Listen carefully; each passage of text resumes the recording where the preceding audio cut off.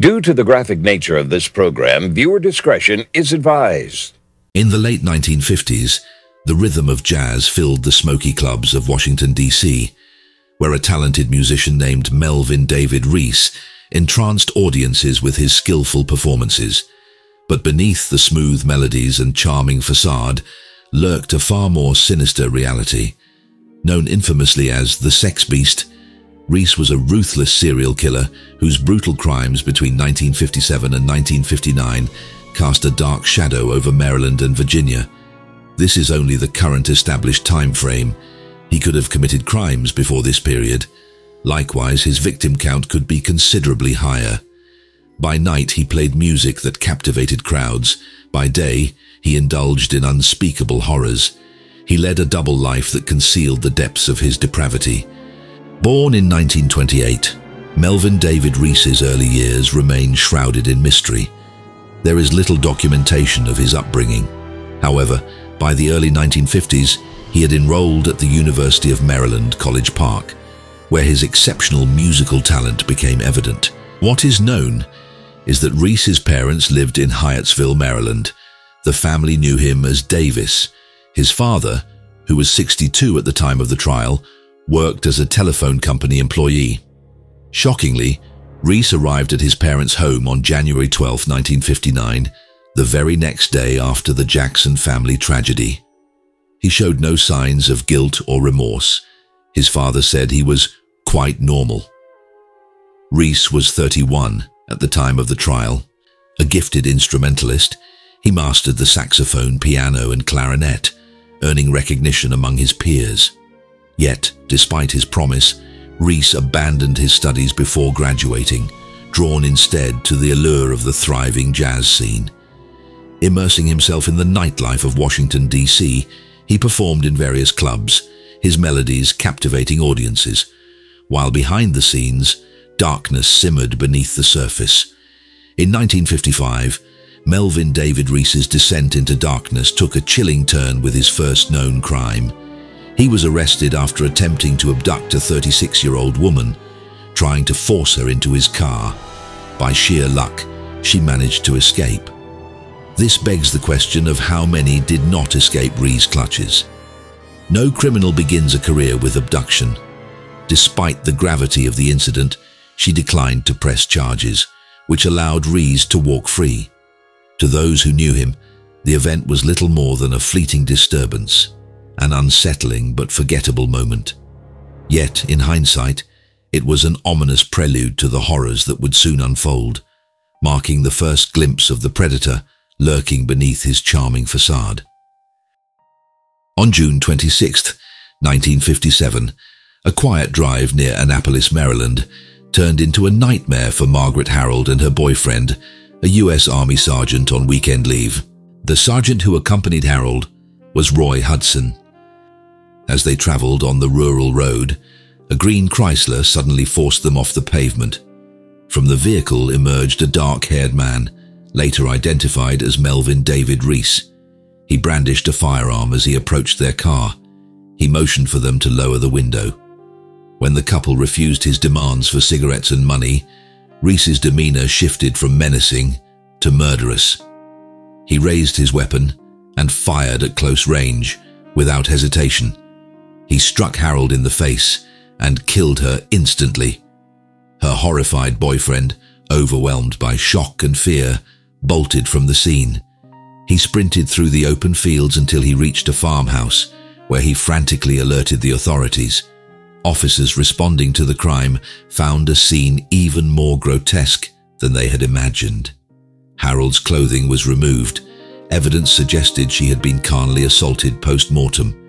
As investigators scoured the area for clues, they stumbled upon an abandoned cinder block structure with a shattered basement window. What they found inside was deeply disturbing: walls plastered with violent pornographic images and autopsy photographs of deceased women.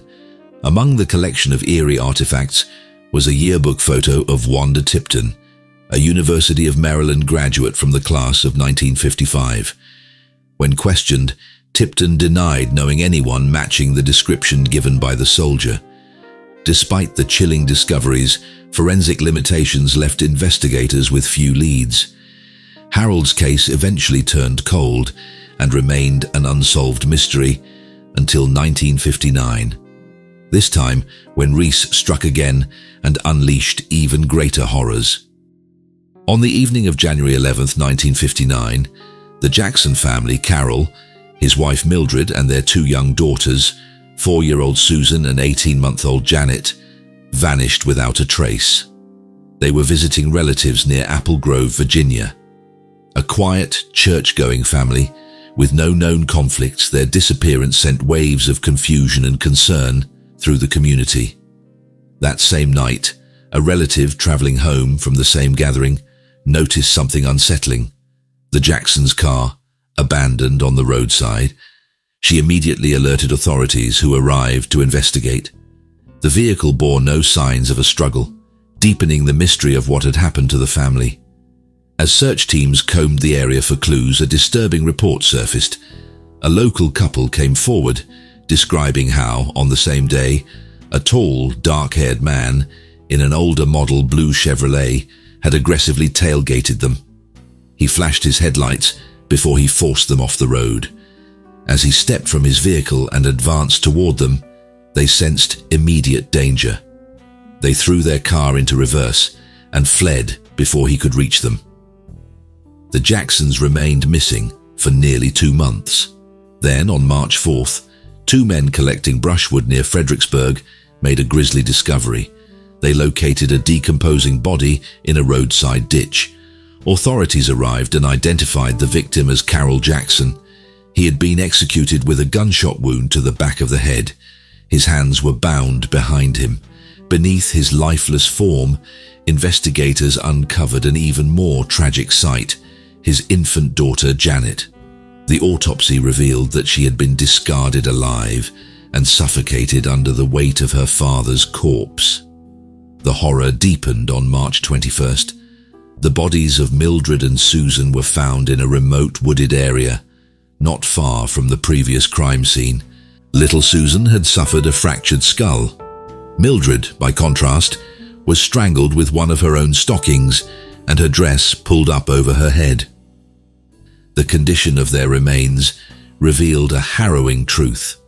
Both had suffered prolonged torture, and Mildred had endured brutal sexual assault before her death. The case of the Jackson family became one of the most chilling and heartbreaking crimes in Virginia's history. It remains a brutal testament to the darkness that lurked behind a seemingly mild-mannered musician. A year passed without any updates from Rees.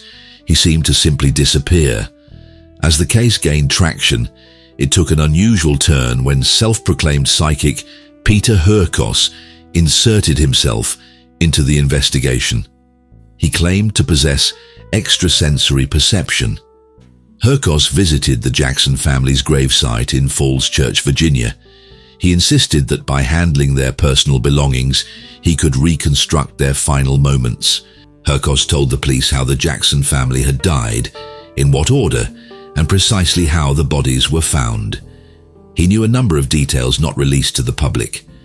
He said the killer was just over 6 feet in height, left-handed, had a tattoo on one arm and walked with a waddling gait.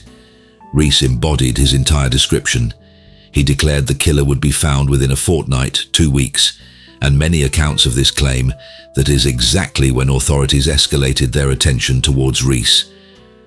His claims grew bolder when he was taken to the site of Margaret Harold's murder, where he adamantly declared that the same man had been responsible for both crimes.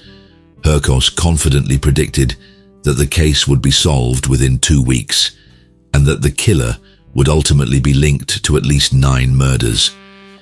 In a bizarre twist, he even led authorities to an unnamed garbage collector who, under pressure, confessed to the crimes. Tracking down Rees proved difficult. He had vanished without a trace, leaving no forwarding address. Searches of jazz clubs where he once performed led nowhere. Just as the investigation stalled, authorities caught a break. The case turned when an anonymous letter arrived at the Fredericksburg police station, urging authorities to investigate Melvin Rees. Its author, Glenn Moser of Norfolk, Virginia, had once engaged in deep philosophical discussions with Rees. One chilling conversation, fueled by benzodrine, had haunted Moser for years. Rees had questioned the morality of murder, arguing that killing was merely part of the human experience. Moser's suspicions deepened when he recalled that Rees had been in Annapolis in 1957, the same year and location as Margaret Harold's murder. Rees had resurfaced in West Memphis, Arkansas, working as a piano salesman. He was living with a girlfriend.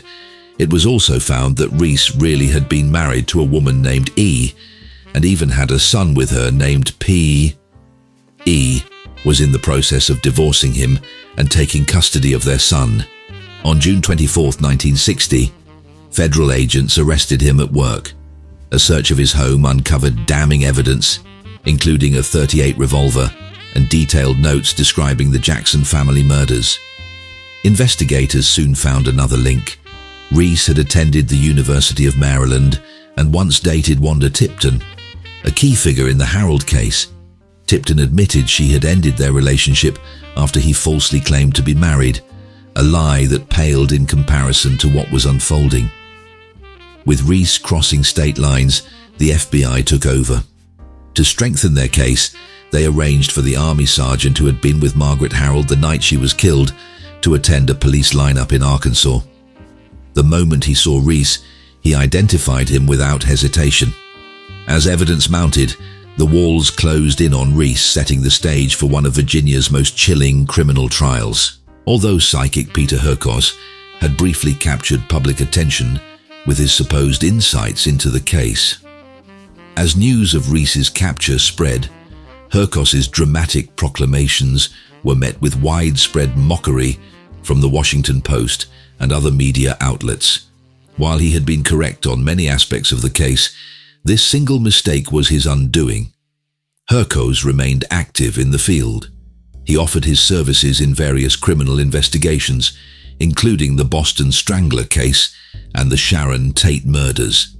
He gained attention for his claimed extrasensory perception abilities and participated in several high-profile cases. He died of lung cancer in 1988. After Melvin Rees was in custody, investigators launched a thorough search of his residence. No one knew if any incriminating evidence would remain after so much time had passed. Given the distance from the crime scenes and the meticulous nature of Rees's double life, expectations were low, yet detectives remained relentless. They hoped that, like many killers, he kept souvenirs of his crimes. Their persistence soon paid off. Tucked inside a saxophone case, investigators uncovered the most damning evidence yet. Among Rees's belongings was a .38 caliber handgun, the same type of weapon used in the Jackson family murders. But the most chilling discovery lay in a collection of handwritten notes, dark, detailed accounts of violence. One particular note stood out, clipped to a newspaper article featuring a photograph of Mildred Jackson. It read like a confession, describing the murder of a man and an infant on a deserted road, ending with the haunting words, "Now the mother and daughter were all mine." As investigators combed through documents, they realized they had stumbled upon something even more sinister. What was essentially a murder journal. Rees had meticulously chronicled his crimes. He relished the suffering of his victims. One passage described how he had tortured Mildred, prolonging her agony before finally taking her life. In another, he chillingly detailed, "Then she was tied and gagged, led her to a place of execution and hung her. I was her master." For law enforcement, this was more than enough to secure their case. Alongside the murder weapon, the photograph, and the first-hand identification from Margaret Harold's surviving boyfriend, the notes solidified Rees's guilt beyond question. As he was extradited to Maryland to stand trial, investigators widened their scope, scouring cold case files for other unsolved murders that bore his signature brutality. It quickly became apparent Rees's reign of terror had likely extended far beyond the crimes they had already uncovered. In February 1961, Melvin David Rees faced justice for his reign of terror. He was first tried for the murder of Margaret Harold. The crime had remained unsolved for nearly 4 years. The evidence against him was overwhelming. A surprise witness in the trial was June Frances Tuozo. On August 4, 1958, she and her husband drove home. They were forced off the road by a faded Ford sedan. The man got out with a gun. He forced her husband into the trunk at gunpoint. He then drove them to a remote location where he molested her. The couple was fortunate enough to escape with their lives. In February 1961, Melvin David Rees faced justice for his reign of terror. He was first tried for the murder of Margaret Harold. The crime had remained unsolved for nearly 4 years. The evidence against him was overwhelming, and he was swiftly convicted. He received a life sentence. Later that same year, Rees stood trial for the brutal murders of the Jackson family. This time, the court showed no leniency. He was sentenced to death for the unspeakable atrocities he had committed. However, fate intervened. In 1972, a U.S. Supreme Court ruling temporarily suspended the death penalty to reassess its constitutionality. As a result, Rees's sentence was commuted to life imprisonment. This spared him the execution he had been condemned to. He remained behind bars for over 3 decades, his days spent in the confines of a prison cell rather than the jazz clubs where he had once hidden in plain sight. On October 26, 1995, the man once known as the Sex Beast met his own quiet end, succumbing to heart failure in prison. Unlike his victims, his death was neither violent nor cruel, only a fading echo of the horrors he had inflicted upon others. Melvin David Rees's crimes left a lasting shadow over the regions where his victims met their tragic ends. Among the most chilling remnants was the so-called murder cabin, an abandoned cinder block structure near Fredericksburg, believed to have been a holding site for his victims. Over the years, it became the subject of local folklore, with reports of cold spots, disembodied whispers, and an overwhelming sense of unease. While these stories remain anecdotal, the horror of what transpired there fuels legends of restless spirits. Adding to the case's mystique was self-proclaimed psychic Peter Herkos, who claimed supernatural insight had led him to revelations about Rees's crimes. He boldly predicted the killer would be tied to at least 9 murders, though his credibility collapsed when Rees was captured through conventional investigative work. His dramatic assertions only deepened the macabre aura of the case, raising the unsettling question of whether Rees had additional victims who were never found. This discovery cemented the cabin as one of Virginia's most disturbing crime scenes. Even after Rees was behind bars, the structure remained a place of fear and speculation, its sinister past forever woven into the region's dark folklore.